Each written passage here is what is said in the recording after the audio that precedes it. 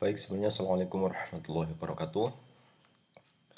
Selamat berjumpa kembali dengan rekan-rekan sekalian dan nah ini adalah video revisi ya dari kemarin saya sudah ngupload tapi sepertinya saya kecolongan tidak ngecek secara mendetail sehingga ada kesalahan teknis di sana.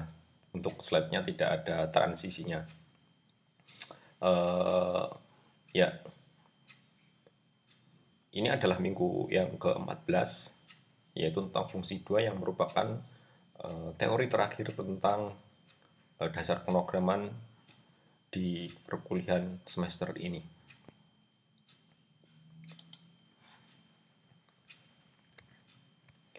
Ya, yaitu fungsi 2 atau ya perluasan dari fungsi yang sebelumnya ya, yang mana telah kita pelajari di sana fungsi-fungsi baik itu dengan parameter, tanpa parameter, dengan nilai balik ataupun tanpa nilai balik. Yang telah kita ketahui bahwa fungsi adalah sebuah bagian dari body program atau main program yang dapat dipanggil, yang tujuannya melaksanakan perintah-perintah tertentu atau menjalankan statement-statement di dalam fungsi tersebut. Nah, tujuan dari pembelajaran pada pertemuan ini adalah yang pertama nanti rekan-rekan diharapkan mampu mengenai konsep rekursif ya. Ini spesifik yaitu rekursif. Kemudian bisa juga menerapkan fungsi rekursif untuk berbagai kasus atau permasalahan yang ada. Nah, fungsi rekursif ya. Kalau pada contoh yang sebelumnya, fungsi itu bisa dipanggil, baik itu dari main program atau dari fungsi yang lainnya. Itu ya. Nah, sama fungsi rekursif juga bisa dipanggil ya, jelas di call istilahnya. Nah, kalau yang sebelumnya itu bisa dipanggil dari main program, dari fungsi yang lain. Nah, kalau fungsi rekursif itu dipanggil dengan dirinya sendiri. Loh, terus tujuannya apa? Ya nanti kita lihat. Nah, jelas ya kalau misalkan fungsi itu dipanggil eh, dirinya sendiri memanggil, dia akan mengeksekusi secara berulang-ulang. Ya ibaratnya kalau misalkan kita memanggil dirinya sendiri gitu ya. Misalkan si Fulan memanggil dirinya sendiri, nanti kira-kira seperti apa? Ya akan ngulang-ulang terus. Dia ya mungkin sudah stres atau mungkin sudah perlu dibawa ke rumah sakit jiwa gitu ya. Kira-kira seperti itu. Nah, ini adalah bentuk umumnya. Ini adalah bentuk umumnya sebuah fungsi rekursif. Nah, sebenarnya memang kebanyakan yang digunakan adalah seperti ini, tapi ini tidak bentuk baku ya. Boleh saja misalkan nama fungsinya itu tanpa nilai balik atau menggunakan kata fungsi void boleh atau tanpa parameter juga boleh. Intinya adalah dia dipanggil dengan dirinya sendiri seperti ini. Nah, nama fungsi ini nama fungsi ini sama ya. Misalnya punya fungsi A, nama fungsi A kayak gini, nama fungsi A. Nah, sama dia nanti dipanggil seperti ini. Nah, ini boleh seperti ini. Jadi nggak harus yang seperti ini. Tapi secara umum memang yang ini secara umum. Itu secara umumnya ya. Nah, terus apa yang terjadi kalau misalnya dilakukan seperti ini? Ya jelas dia nanti akan muter terus. Sampai kapan? Sampai stack overflow, sampai stacknya full di memori. Itu. Loh, terus kalau seperti itu fungsinya buat apa dong? Ya nanti kan kita lihat ya.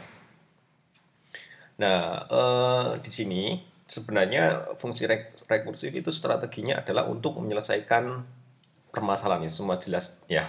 Sebuah algoritma ya jelas tujuannya untuk menyelesaikan permasalahan. Tapi di sini ya sifatnya decrease and conquer. Artinya apa? Berarti nanti kita akan memecah permasalahan itu menjadi lebih kecil ya, akan dipecah. Misalnya kita punya sebuah permasalahan N, ukurannya nanti kita akan pecah ya, di N-1, N-2, sampai nanti tinggal satu permasalahannya. Nah, oke, kita lihat di sini nanti untuk tadi kan bentuk umumnya ini menggunakan parameter ya, di sini menggunakan parameter itu. Nah,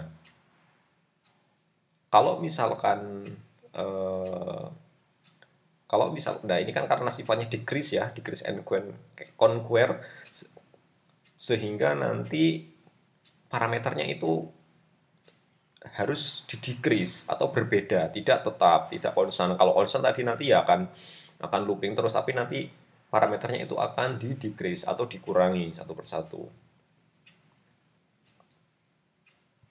Nah, struktur sebuah fungsi rekursif, strukturnya di sini ada dua ya, ada dua.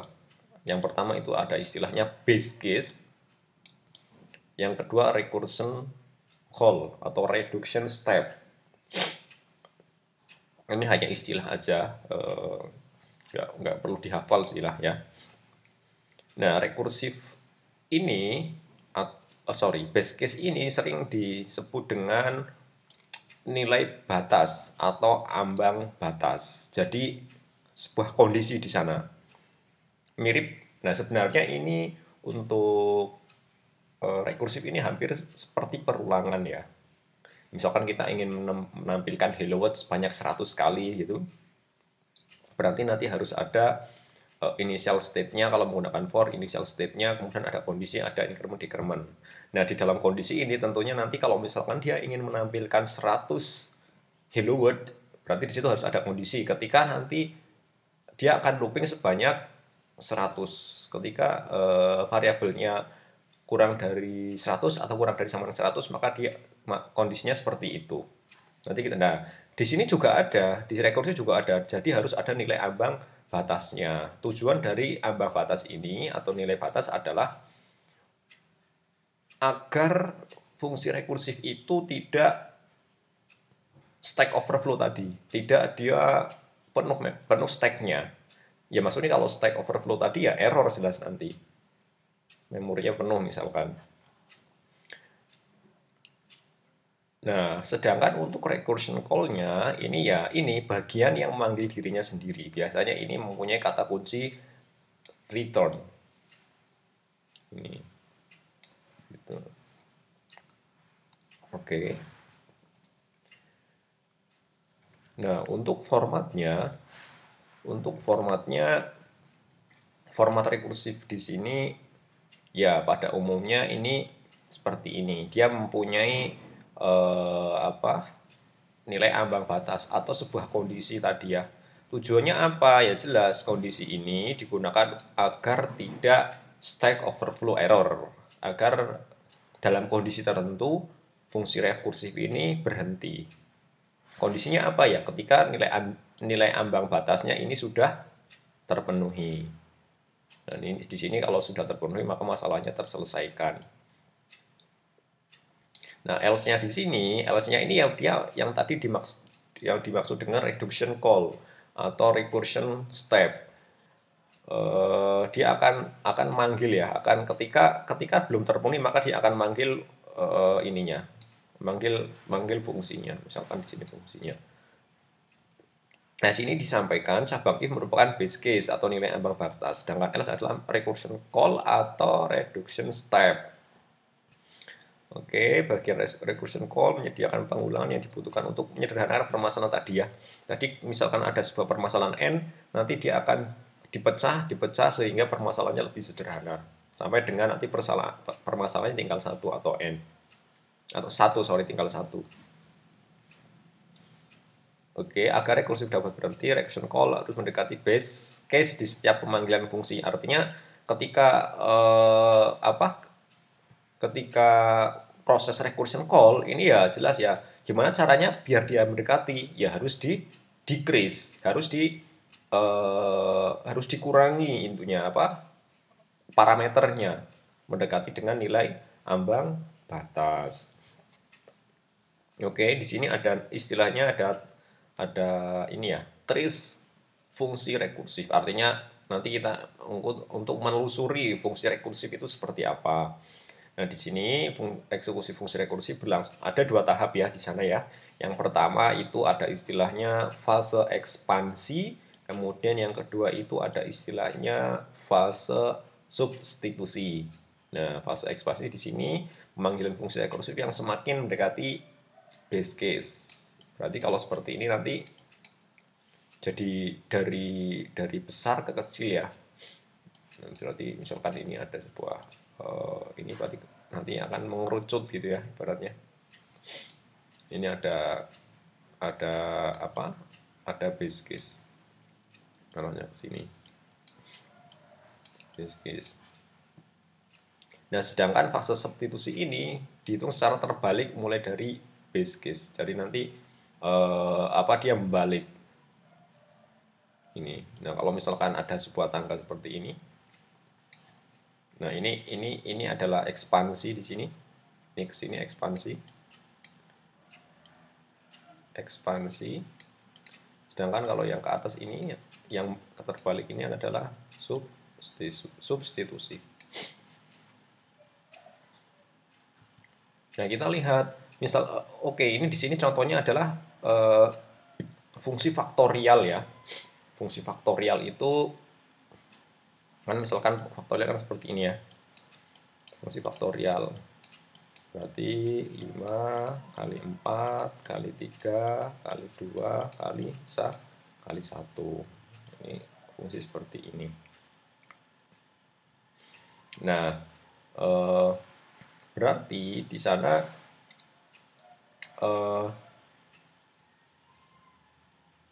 kita punya sebuah fungsi di sini. Kita buat sebuah fungsi namanya faktorial. Harusnya nggak harus faktorial ya. Tadi misalkan ingin menampilkan hello world sebanyak 100 juga nggak masalah sih sebenarnya. Nah, misalkan kita ingin membuat seperti ini. Nah, untuk menghitung faktorial kan kita butuh nilai yang akan dihitung ya, sehingga kita buat sebuah di sini parameter n. Nah, kita juga butuh nilai kembalian. Di sini anggap aja integer di sana. Nah, tadi kan ada dua struktur ya, ada namanya yang pertama itu ada base case, kemudian ada recursion call di sini. Recursion call-nya di sini. Base case tadi digunakan untuk kondisi ya, atau nilai ambang batas.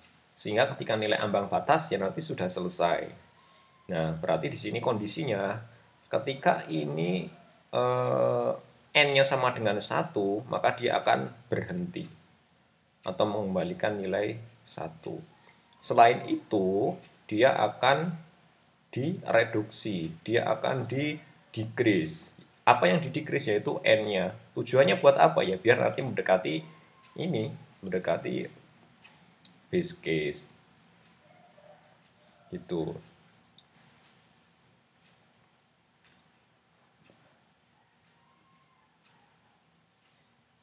Nah,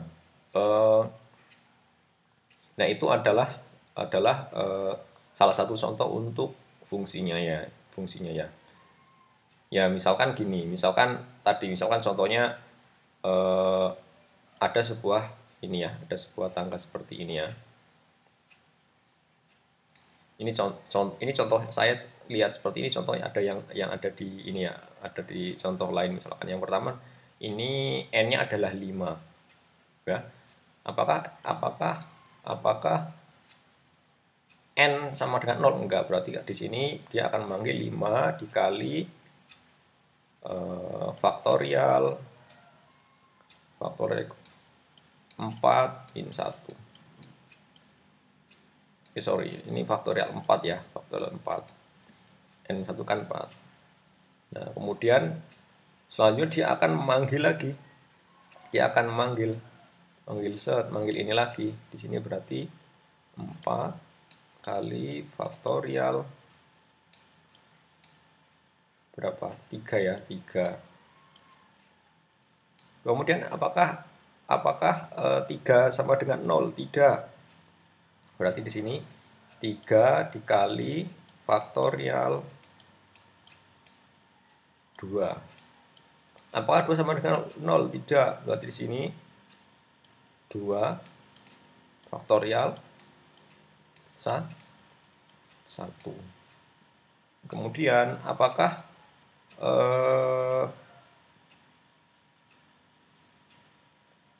apakah 1 faktori apakah n sama dengan 0? Iya ya, di sini ya n ya, faktorial 1 ya. Berarti di sini 1 kali 1 kali faktorial 0 di sini ya, kali faktorial 0. Ketika di sini oh ini enggak, ini sudah kan, ini 1 seperti ini. Berarti nah kemudian dia akan balik ke atas. Berarti 1 ini balik dikali 1 dikali 2 faktorial 1 faktorial itu 1. Berarti 1 dikali 1 kali 2. Jadi 1 kan 2. Nah, kalau faktorial 2 berarti 2 kali 1 dikali 3. Ini balik lagi ke atas. 2 faktorial 2 di sini kan 2 ya. 2 kali 3 ditampung faktorial 3 di sini adalah 6. 6 kali 4 di sini 24. Faktorial 4 adalah 24 dikali 5. Jadi hasilnya 120. Gitu. Nah, contohnya seperti ini tadi. Nah, ini kan tadi sama ya. Ini ada ekspansinya yang mendekati nilai ambang batas. Nah, kemudian substitusinya seperti ini. Sama ya tadi ya. Boleh yang menggunakan anak tangga seperti ini juga boleh. Jadi 5 kali faktorial 4, 5 dikali 4 faktorial, 5 dikali 4 kali 3 faktorial, rekursi 2 seperti itu. Oke. Nah, ini contoh 2 misalkan. Ini digunakan untuk untuk menghitung dua buah bilangan yang dikalikan. Misalnya ada insert M kali N. Nah,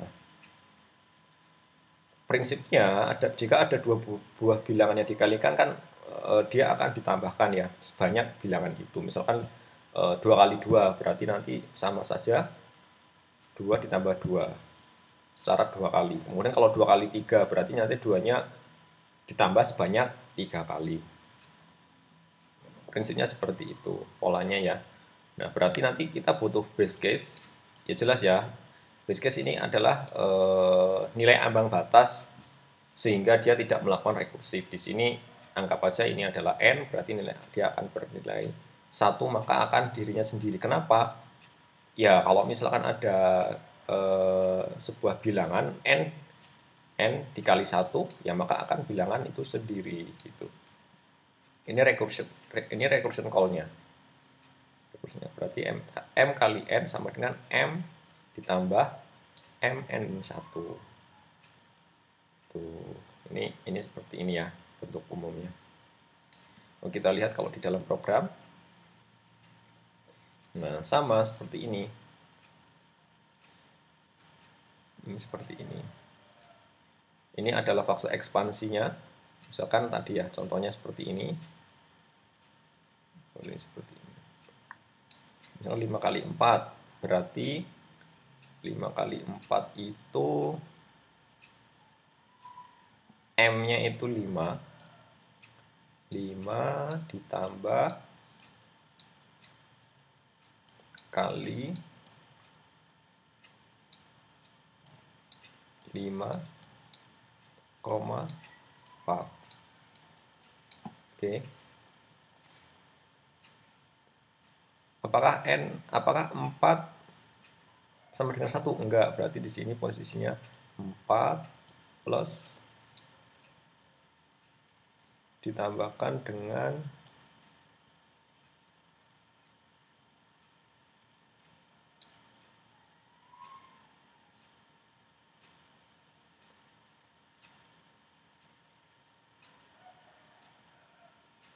oh sorry, di sini ini ya 5 plus ini 3 ya, sorry, ini 3, kemudian M nya itu berarti di sini 5 plus kali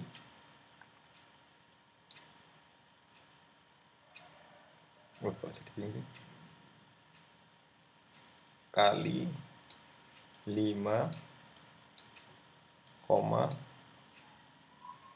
3 dikurang 1, 2 ya, 2. Oke. Kemudian di sini lagi 5 plus kali ini 5,1.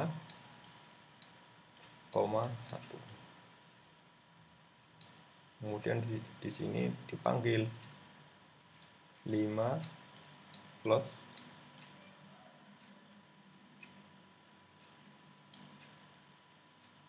apakah ini sama dengan 1? Iya, berarti udah sini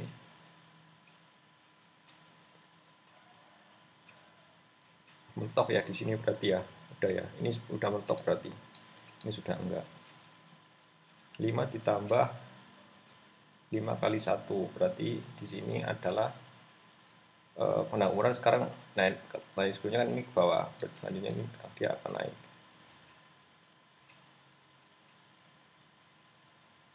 Lima ditambah 5 kali 1.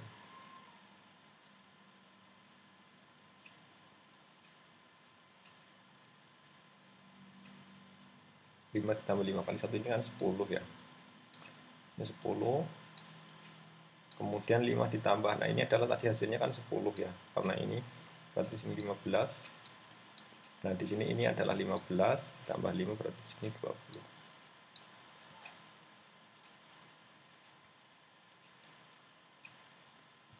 Nah oke. Ini perbedaannya antara fungsi rekursif dan iteratif.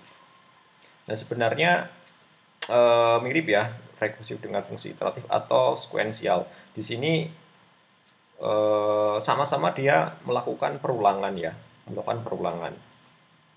Nah kalau misalkan rekursif juga menggunakan perulangan, tetapi di sana namanya ada nilai batas atau ambang batas yang digunakan untuk mengontrol perulangannya ya, agar dia tidak melakukan infinite loop.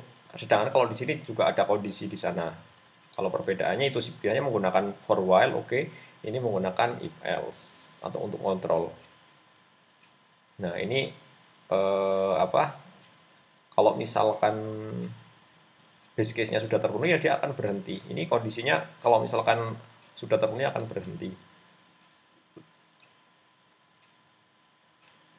Sama, di sini kondisinya kalau misalkan tidak terpenuhi ya dia akan looping terus. Ya memorinya dia akan jauh lebih banyak dan ini jauh lebih sedikit ya. Oke, ini dia akan jauh lebih sederhana atau akan terbaca dengan jelas ketika menggunakan rekursif. Kalau ini agak susah dia. Oke. Nah ini contohnya perbedaannya. Ini yang rekursif seperti ini, model ini, kemudian yang iteratif seperti ini. Kita lihat ya di sini kelihatannya kok jauh lebih manusiawi ya jika dibanding dengan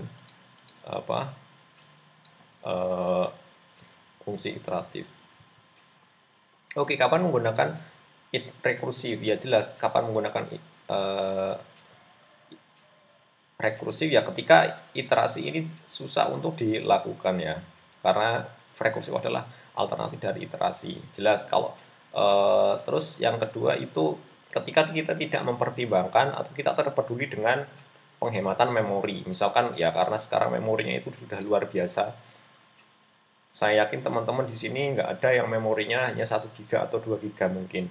pasti minimal 4 GB. Sehingga ya no issue ya kalau misalkan kita menggunakan fungsi rekursif, karena sekarang posisinya hardware itu sudah murah dan kapasitasnya sudah besar-besar. Nah, ini contohnya ada sebuah flowchart untuk yang nilai faktorial, start, kemudian predefine input, kemudian inputkan angka, kemudian kita panggil rekursif di sini. Sorry, faktorial ya, rekursif faktorial. Ini faktorialnya ketika n sama dengan 0 dia akan return 1 atau initial base-nya atau base case-nya 1. Kemudian ini fungsinya atau persamaannya atau modelnya. Oke. Ini yang contoh kedua. Ini pangkat ya, hampir mirip di sana. Gitu. Oke, ya. Nah, itu adalah revisi dari video yang sebelumnya. Semoga teman-teman bisa memahami konsep rekursif ya. Nanti kita akan ada sesi live juga ya. Saya harapkan ketika sesi live tersebut nanti teman-teman bisa tinggal berdiskusi atau konfirmasi terkait dengan fungsi rekursif. Terima kasih atas perhatiannya. Selamat menonton. Assalamualaikum warahmatullahi wabarakatuh.